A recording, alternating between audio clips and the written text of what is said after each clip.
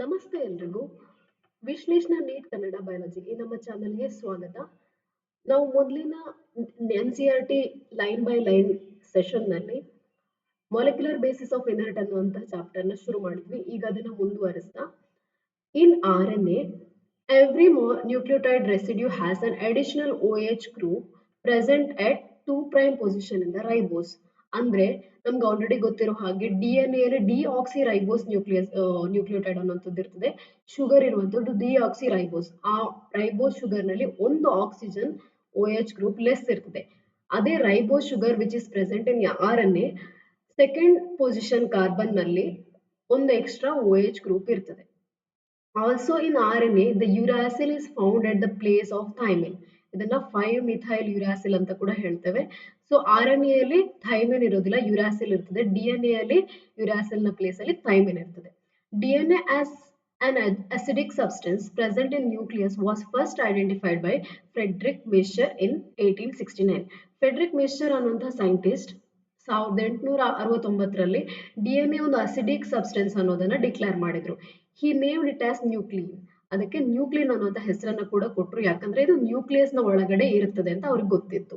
However, due to technical limitation in isolating such a long polymer intact, the elucidation of structure of DNA remained elusive for a very long period of time. DNA structure ನಮಗೆಲ್ಲ ಗೊತ್ತಿರೋ ಹಾಗೆ very long 2 metre length ಇರ್ತದೆ.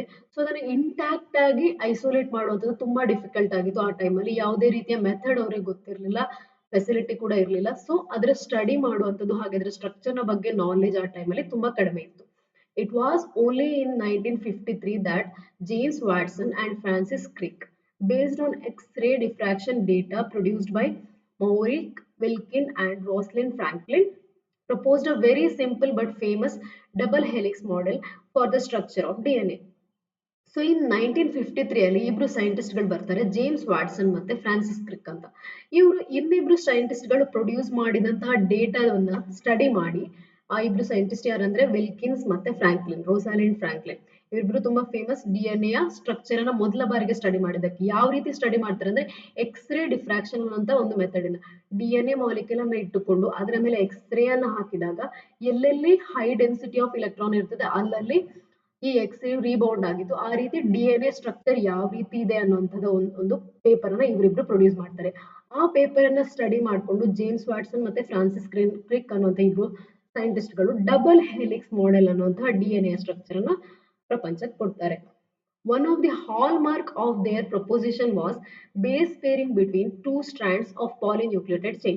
ಇವರ main ಉದ್ದೇಶ ಅಥವಾ main postulate ಒಂದು proposal ನಲ್ಲಿ ಏನಾಗಿತ್ತು ಅಂದ್ರೆ ಈ DNA ಡಬಲ್ ಹೆಲಿಕ್ಸ್ ನಲ್ಲಿ ನೈಟ್ರೋಜನ್ ಬೇಸ್ ಗಳ ಮಧ್ಯದಲ್ಲಿ ಹೈಡ್ರೋಜನ್ ಬಾಂಡಿಂಗ್ ಇದೆ, ಬೇಸ್ ಪೇರಿಂಗ್ ಆಗಿದೆ ಅನ್ನುವಂಥದ್ದಾಗಿತ್ತು.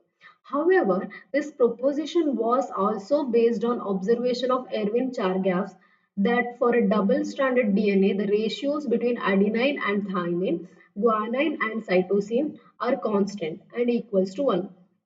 ಇವರ ಈ ಪ್ರಪೋಸಲ್ ನ ಸಪೋರ್ಟ್ ಮಾಡ್ತಾ ಇನ್ನೊಬ್ರು ಸೈಂಟಿಸ್ಟ್ ಏನ್ ಹೇಳ್ತಾರೆ ಅಂದ್ರೆ ಅಡಿನೈನ್ ಮತ್ತೆ ಥೈಮಿನ್ ಹಾಗೆ ಗ್ವಾನೈನ್ ಮತ್ತೆ ಸೈಟೋಸಿನ್ ಗಳ ರೇಷಿಯೋ ಯಾವತ್ತು ಕಾನ್ಸ್ಟೆಂಟ್ ಆಗಿರ್ತದೆ, ಹಾಗೆ ಆ ರೇಷಿಯೋ ಯಾವತ್ತು 1ಕ್ಕೆ ಸಮವಾಗಿರ್ತದೆ. ಅಂದ್ರೆ ಇವುಗಳ ನಂಬರ್ ಯಾವತ್ತು ಸೇಮ್ ಆಗಿರ್ಬೇಕು, ಆ ರೀತಿ ಬಾಂಡಿಂಗ್ ಫಾರ್ಮೇಶನ್ ಆಗ್ತದೆ ಅಂತ.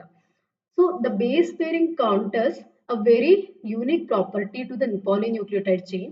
ಈ ರೀತಿ ಬೇಸ್ ಪೇರಿಂಗ್ ಆಗೋದ್ರಿಂದ DNA ಗೆ ಒಂದು ಯೂನಿಕ್ ಆದಂತಹ ಸ್ಟ್ರಕ್ಚರ್ ಬರ್ತದೆ. ಈ ರೀತಿಯ ಸ್ಟ್ರಕ್ಚರ್ ನಮ್ಮ ಬಯೋಮಾಲಿಕ್ಯೂಲ್ಗಳಲ್ಲಿ ಯಾವುದರಲ್ಲಿ ಕೂಡ ಕಾಣಕ್ಕೆ ಸಿಗೋದಿಲ್ಲ. They are said to be complementary to each other. ಅಂದ್ರೆ ಅಡಿನೈನ್ ಅನ್ನುವಂಥದ್ದು ಥೈಮಿನ್ ನ ಜೊತೆ ಪೇರ್ ಆಗ್ತದೆ. ಇದೊಂದು ಪ್ಯೂರಿನ್ ಹಾಗೆ ಇದೊಂದು ಪಿರಮಿಡನ್. ಹಾಗೆ ಪ್ಯೂರಿನ್ ಯಾವತ್ತು ಪಿರಮಿಡನ್ ಜೊತೆ, ಪಿರಮಿಡನ್ ಯಾವತ್ತು ಪ್ಯೂರಿನ್ ನ ಜೊತೆ ಬೇಸ್ ಪೇರ್ ಆಗುತ್ತೆ. ಅಂದ್ರೆ ಕಾಂಪ್ಲಿಮೆಂಟರಿ ಟು ಈಚ್ ಅದರ್ ಆಗಿರ್ತದೆ. And therefore, if sequence of the base pair in one strand is known, then the sequence of base pair in the other strand can be predicted. ಈ ರೀತಿ ನಮ್ಗೆ already ಗೊತ್ತಿರ್ತದೆ A ಮತ್ತೆ T bonding ಆಗೋದು, C ಮತ್ತೆ G bonding ಆಗಿದೆ ಅಂತ. So ಒಂದು ಸ್ಟ್ರಾಂಡ್ ನಲ್ಲಿ ಯಾವ್ದೆಲ್ಲ DNA ನ್ಯೂಕ್ಲಿಯೋಟೈಡ್ ಇದೆ ಅಂತ ಗೊತ್ತಾದ್ರೆ ಇನ್ನೊಂದು ಸ್ಟ್ರಾಂಡ್ ನಲ್ಲಿ ಯಾವ ಪೇರ್ ಇದೆ ಅಂತ ನಮಗೆ ಈಸಿಯಾಗಿ ಪ್ರೆಡಿಕ್ಟ್ ಮಾಡಬಹುದು. Also, if each strand from a DNA, let us call it as a parental DNA, acts as a template for synthesis of a new strand. So DNA replication study ಮಾಡುವಾಗ ನೀವೆಲ್ಲ ನೋಡ್ಬೋದು, ಒಂದು strand parental strand ಆಗಿ act ಆಗ್ತದೆ, ಅಥವಾ ಅದನ್ನ template strand ಅಂತ ಕೂಡ ಹೇಳ್ತೇವೆ. ಈ ಟೆಂಪ್ಲೇಟ್ ಸ್ಟ್ರಾಂಡ್ ಅನ್ನು ಯೂಸ್ ಮಾಡಿಕೊಂಡು ಇನ್ನೊಂದು daughter strand of DNA produce ಆಗ್ತದೆ. ಸೊ ಈ ರೀತಿ ಒಂದು ಹೊಸ DNA ಪ್ರೊಡ್ಯೂಸ್ ಆಗ್ತದೆ. ಹಾಗೆ ಇನ್ನೊಂದು ಉಳಿದಂತಹ ಇನ್ನೊಂದು ಸ್ಟ್ರಾಂಡ್ ಕೂಡ ಅದು ಟೆಂಪ್ಲೇಟ್ ಆಗಿ ಆಕ್ಟ್ ಮಾಡ್ತದೆ, ಅದು ಕೂಡ ಇನ್ನೊಂದು ಸ್ಟ್ರಾಂಡ್ ಅನ್ನ ಪ್ರೊಡ್ಯೂಸ್ ಮಾಡ್ತದೆ. ಈ ರೀತಿ ಎರಡು ಡಾಟರ್ DNAಗಳು ಪ್ರೊಡ್ಯೂಸ್ ಆಗ್ತದೆ ಡ್ಯೂರಿಂಗ್ ರಿಪ್ಲಿಕೇಶನ್ ಪ್ರಾಸೆಸ್.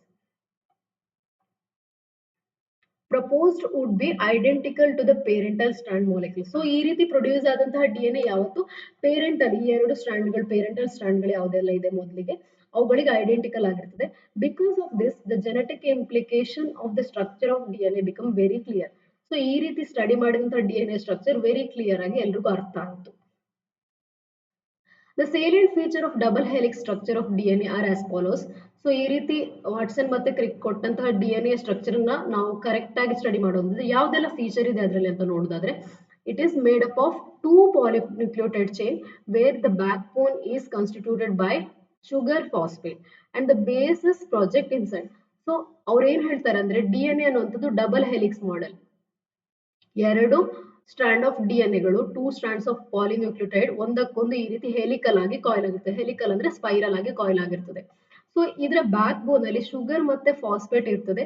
ಹಾಗೆ ನೈಟ್ರೋಜನ್ ಬೇಸ್ ಅನ್ನುವಂಥದ್ದು ಒಳಗಡೆ ಈ ರೀತಿ ಶುಗರ್ ಗೆ ಅಟ್ಯಾಚ್ ಆಗಿ ಪ್ರೊಜೆಕ್ಟ್ ಆಗಿರ್ತದೆ. The two chains have anti-parallel polarity. It means if one chain has a polarity 5' to 3', the other has 3' to 5'. ಹಾಗಂದ್ರೆ ಎರಡು ನ್ಯೂಕ್ಲಿಯೋಟೈಡ್ ಚೈನ್ಗಳು ಆಂಟಿ ಪ್ಯಾರಲಲ್ ಆಗಿ ರನ್ ಆಗುತ್ತದೆ. If you are seeing from this end, ಈ ಕಡೆಯಿಂದ ನೋಡ್ತಾ ಇದ್ರೆ ಒಂದು ಚೈನ್ ನ ಒಂದ್ ಎಂಡ್ ಅಲ್ಲಿ 5' ಗ್ರೂಪ್ ಫ್ರೀ ಆಗಿದ್ರೆ 3' ಗ್ರೂಪ್ ಇಲ್ಲಿ ಫ್ರೀ ಆಗಿದ್ರೆ, ಇನ್ನೊಂದು ಚೈನ್ ಸೇಮ್ ಸೈಡ್ ಇಂದ ನಾವು ನೋಡಿದಾಗ ಅದರ 3' ಎಂಡ್ ಈ ಕಡೆ ಇರ್ತದೆ, ಹಾಗೆ 5' ಎಂಡ್ ಈ ಕಡೆ ಇರ್ತದೆ. ಅವೆರಡು ಪ್ಯಾರಲಲ್ ಆಗಿರ್ತದೆ, ಆದ್ರೆ ಒಂದಕ್ಕೊಂದು ಅಪೋಸಿಟ್ ಡೈರೆಕ್ಷನ್ ಅಲ್ಲಿ ರನ್ ಆಗ್ತಾ ಇರ್ತದೆ. The bases in two strands are paired through hydrogen bond, H bond ಅಂತ ಹೇಳ್ತೇವೆ, farming the base pairs. So ಎರಡು ನ್ಯೂಕ್ಲಿಯೋಟೈಡ್ಗಳು ಈ ಎರಡು ಆಂಟಿಪ್ಯಾರಲಲ್ ಚೈನ್ ನಲ್ಲಿ ರನ್ ಆಗ್ತಾ ಇರುವಂತದ್ದು ಒಂದಕ್ಕೊಂದು ಬಾಂಡಿಂಗ್ ಆಗಿರ್ತದೆ. ಆ ಬಾಂಡ್ ಅನ್ನ ಹೈಡ್ರೋಜನ್ ಬಾಂಡ್ ಅಥವಾ ಹೆಚ್ ಬಾಂಡ್ ಅಂತ ಹೇಳ್ತೇವೆ. ಆ ಪೇರ್ ಆಫ್ ನ್ಯೂಕ್ಲಿಯೋಟೈಡ್ ಅನ್ನು ನಾವು ಬೇಸ್ ಪೇರ್ ಅಂತ ಹೇಳ್ತೇವೆ. Adenine forms two hydrogen bonds with thymine and opposite strand vice versa. So adenine ಮತ್ತು ಥೈಮಿನ್ ಗಳ ಮಧ್ಯದಲ್ಲಿ ಎರಡು ಹೈಡ್ರೋಜನ್ ಬಾಂಡ್ಗಳು ಫಾರ್ಮೇಶನ್ ಆಗ್ತದೆ. Similarly guanine is bound with cytosine with 3 hydrogen bonds. Cytosine ಮತ್ತೆ ಗ್ವಾನೈನ್ ನ ಮಧ್ಯದಲ್ಲಿ 3 ಹೈಡ್ರೋಜನ್ ಬಾಂಡ್ಗಳು, ಹಾಗೆ ಅಡಿನೈನ್ ಮತ್ತೆ ಥೈಮಿನ್ ನ ಮಧ್ಯದಲ್ಲಿ ಯಾವತ್ತು ಎರಡೇ ಹೈಡ್ರೋಜನ್ ಬಾಂಡ್ಗಳು ಉಂಟಾಗ್ತದೆ. As a result, always a purine comes opposite to pyrimidine. So purine ಮತ್ತೆ ಪಿರಮಿಡ್ ಅಥವಾ ಪಿರಿಮಿಡಿನ್ ಮತ್ತೆ ಪ್ಯೂರಿನ್ಗಳು ಯಾವತ್ತು ಒಂದಕ್ಕೊಂದು ಅಪೋಸಿಟ್ ಆಗಿ ಬಾಂಡ್ ಆಗ್ತದೆ. This generates approximately uniform distance between the two strands of the helix. ಈ ರೀತಿಯಾಗಿ ಒಂದಕ್ಕೊಂದು ಆಲ್ರೆಡಿ ಪ್ರೀ ಡಿಫೈನ್ಡ್ ಬಾಂಡಿಂಗ್ ಆಗ್ತಾ ಇರೋ ಕಾರಣ DNA ಮಧ್ಯೆ ಎರಡು ಸ್ಟ್ರಾಂಡ್ಗಳ ಮಧ್ಯೆ ಇರುವಂತಹ ಡಿಸ್ಟೆನ್ಸ್ ಯಾವತ್ತು ಯೂನಿಫಾರ್ಮ್ ಆಗಿ ಡಿಸ್ಟ್ರಿಬ್ಯೂಟ್ ಆಗಿರುತ್ತದೆ. Two chains are coiled in a right handed fashion. So ಎರಡು ಚೈನ್ಗಳು ಹೆಲಿಕಲ್ ಅಂತ ನಿಮಗೆ ಆಲ್ರೆಡಿ ಗೊತ್ತು. ಇದು ಯಾವ ರೀತಿ ಕಾಯಿಲ್ ಆಗಿದೆ ಅಂತ ಕೇಳಿದ್ರೆ, ನೀವು ರೈಟ್ ಹ್ಯಾಂಡೆಡ್ ಮ್ಯಾನರ್ ಅಲ್ಲಿ, ರೈಟ್ ಹ್ಯಾಂಡ್ ನಾವು ಟ್ವಿಸ್ಟ್ ಮಾಡಿದಾಗ ಯಾವ ರೀತಿ ಟ್ವಿಸ್ಟ್ ಆಗ್ತದೆ ಆ ಮ್ಯಾನರ್ ಅಲ್ಲಿ ಇದು ಒಂದಕ್ಕೊಂದು ಕಾಯಿಲ್ ಆಗಿರ್ತದೆ. The pitch of the helix is 3.4 nanometre. Pitch ಅಂದ್ರೆ ಇವಾಗ DNA ಒಂದಕ್ಕೊಂದು ಕಾಯಿಲ್ ಆಗಿ ಈ ರೀತಿ ಇದೆ. ಇಲ್ಲಿಂದ ಸ್ಟಾರ್ಟ್ ಆಗಿ ಈ ಜಾಯಿನಿಂಗ್ ಪಾಯಿಂಟ್ ಇಂದ ಸ್ಟಾರ್ಟ್ ಆಗಿ ಇನ್ನೊಂದು ಜಾಯಿನಿಂಗ್ ಪಾಯಿಂಟ್ ನವರೆಗಿರುವಂತಹ ಡಿಸ್ಟೆನ್ಸ್ ಅನ್ನು ನಾವು ಪಿಚ್ ಅಂತ ಹೇಳ್ತೇವೆ. ಆ ಪಿಚ್ಚಿನ ಡಿಸ್ಟೆನ್ಸ್ ಎಷ್ಟು ಅಂದ್ರೆ 3.4 ನ್ಯಾನೋಮೀಟರ್. ಹಾಗೆ ಒಂದು ನ್ಯಾನೋಮೀಟರ್ ಅಂದ್ರೆ ನಿಮ್ಗೆ ಆಲ್ರೆಡಿ ಗೊತ್ತಿರೋ ಹಾಗೆ 10⁻⁻⁹ ಮೀಟರ್ಗಳಷ್ಟು. ಅಂಡ್ ದೇರ್ ಆರ್ ರಫ್ಲಿ 10 base pairs in each turn. ಪ್ರತಿ ಟರ್ನಿನಲ್ಲಿ 10 ಬೇಸ್ ಪೇರ್ಗಳಿರ್ತದೆ. ಹಾಗಾದ್ರೆ ಪ್ರತಿ ಬೇಸ್ ಪೇರ್ಗಳ ಮಧ್ಯದಲ್ಲಿರುವಂತಹ ಡಿಸ್ಟೆನ್ಸ್ ಎಷ್ಟು? ಈ ರೀತಿಯಾಗಿ ಜಾಯಿನ್ ಆಗಿರುವಂತಹ ಬೇಸ್ ಪೇರ್ಗಳ ಮಧ್ಯದಲ್ಲಿರುವಂತಹ ಡಿಸ್ಟೆನ್ಸ್ ಎಷ್ಟು ಅಂದ್ರೆ 3.4 ನ್ಯಾನೋಮೀಟರ್ ಡಿವೈಡೆಡ್ ಬೈ 10 ಅಂದ್ರೆ 0.34 ನ್ಯಾನೋಮೀಟರ್ ನಷ್ಟು ಡಿಸ್ಟೆನ್ಸ್ ಪ್ರತಿಯೊಂದು ಬೇಸ್ ಪೇರ್ಗಳ ಮಧ್ಯದಲ್ಲಿ ಇರ್ತದೆ. ಪ್ರತಿಯೊಂದು ಬೇಸ್ ಪೇರ್ ಈ ರೀತಿ ಅಷ್ಟು ಡಿಸ್ಟೆನ್ಸ್ ಗಳ ಜೊತೆ ಇರ್ತದೆ. ಹಾಗೆ ಅದೊಂದು ಸ್ಟ್ಯಾಕ್ ತರ ಕಾಣಲ್ಪಡ್ತದೆ. The plane of one base pair stacks over the other double helix. So ಒಂದು ಡಬಲ್ ಹೆಲಿಕ್ಸ್ ನಲ್ಲಿ ಬೇಸ್ ಪೇರ್ಗಳು ಒಂದರ ಮೇಲೊಂದು ಈ ರೀತಿ ಅರೇಂಜ್ ಆದಾಗೆ ನಮಗೆ ಕಾಣ್ತದೆ. This in addition to the double bond confers the stability of the helical structure. ಈ ರೀತಿ ಫಾರ್ಮೇಶನ್ ಆದಂತಹ ಸ್ಟ್ಯಾಕ್ ಇನ್ನೊಂದು ರೀತಿಯ ಸ್ಟೆಬಿಲಿಟಿಯನ್ನ ಆ DNA ಹೆಲಿಕ್ಸ್ ಗೆ ಕೊಡ್ತದೆ. ಸೊ ಇಲ್ಲಿ ನಾವು ನೋಡೋದಾದ್ರೆ ಅಡಿನಿನ್ ಮತ್ತು ಥೈಮಿನ್ ಎರಡು ಡಬಲ್ ಹೈಡ್ರೋಜನ್ ಬಾಂಡ್ಗಳ ಜೊತೆ, ಹಾಗೆ ಗ್ವಾನಿನ್ ಮತ್ತೆ ಸೈಟೋಸಿನ್ 3 ಹೈಡ್ರೋಜನ್ ಬಾಂಡ್ಗಳ ಜೊತೆ ಬೌಂಡ್ ಆಗಿದೆ. ಇದು ಶುಗರ್ ಮಾಲಿಕ್ಯೂಲ್ ಹಾಗೆ ಇದು ಫಾಸ್ಫೇಟ್ ಮಾಲಿಕ್ಯೂಲ್. ಶುಗರ್ ಮತ್ತೆ ಫಾಸ್ಫೇಟ್ ಮಾಲಿಕ್ಯೂಲ್ಗಳು ಎರಡು ಬ್ಯಾಕ್ ಬೋನ್ಗಳಾಗಿ ಆಕ್ಟ್ ಆಗ್ತಾ ಇದೆ. ಇದು ನಮ್ಮ ಡಬಲ್ ಹೆಲಿಕ್ಸ್ ಮಾಡೆಲ್ DNA. ಈ ರೀತಿಯಾಗಿ ಅಡಿನೈನ್, ಗ್ವಾನಿನ್ ಹಾಗೆ ಸೈಟೋಸಿನ್, ಥೈಮಿನ್ಗಳು ಬಾಂಡ್ ಆಗಿದೆ ಅಂತ ಡಿಫ್ರೆಂಟ್ ಕಲರ್ ಅಲ್ಲಿ ರೆಪ್ರೆಸೆಂಟ್ ಮಾಡಿದ್ದಾರೆ. ಬೇಸ್ ಪೇರಿಂಗ್ ಆಗಿದೆ. ಹಾಗೆ ಇಲ್ಲಿ ಶುಗರ್ ಮತ್ತೆ ಫಾಸ್ಫೇಟಿನ ಬ್ಯಾಕ್ ಬೋನ್ಗಳಿರ್ತದೆ. ಈ ಎರಡು ಸ್ಟ್ರಾಂಡ್ಗಳ ಮಧ್ಯೆ ಇರುವಂತಹ ಡಿಸ್ಟೆನ್ಸ್ ಎಷ್ಟು ಅದನ್ನು ನಾವು ಇವತ್ತು ನೋಡ್ಲಿಲ್ಲ ಈ ಡಬಲ್ ಹೆಲಿಕ್ಸ್ ಮಾಡೆಲ್. ಆದ್ರೆ ಆಲ್ರೆಡಿ ಗೊತ್ತಿರ್ತದೆ ಎಷ್ಟಂದ್ರೆ 2.6 ನ್ಯಾನೋಮೀಟರ್ ಇವುಗಳ ಎರಡರ ಮಧ್ಯದಲ್ಲಿರುವಂತಹ ಡಿಸ್ಟೆನ್ಸ್. ಹಾಗೆ ಇದನ್ನು ಒಂದು ಪಿಚ್ ಅಂತ ಕರಿತೇವೆ. ಇಲ್ಲಿಂದ ಇಲ್ಲಿವರೆಗಿರುವಂತಹ ಡಿಸ್ಟೆನ್ಸ್ ಇದು 3.4 ನ್ಯಾನೋಮೀಟರ್. ಹಾಗೆ ಇಲ್ಲಿರುವಂತಹ ಬೇಸ್ ಪೇರ್ಗಳು 10 ಬೇಸ್ ಪೇರ್ಗಳು. ಸೊ ಇದಿಷ್ಟು ಇವತ್ತಿನ NCERT ಲೈನ್ ಬೈ ಲೈನ್. ನಿಮಗೆ ನಮ್ಮ ಕಂಟೆಂಟ್ ಇಷ್ಟ ಆಗಿದೆ ಹಾಗೆ ಅರ್ಥ ಆಗಿದೆ ಅಂತಂದ್ರೆ ಸಬ್ಸ್ಕ್ರೈಬ್ ಮಾಡಿ, ಲೈಕ್ ಮಾಡಿ, ಶೇರ್ ಮಾಡಿ. Thank you.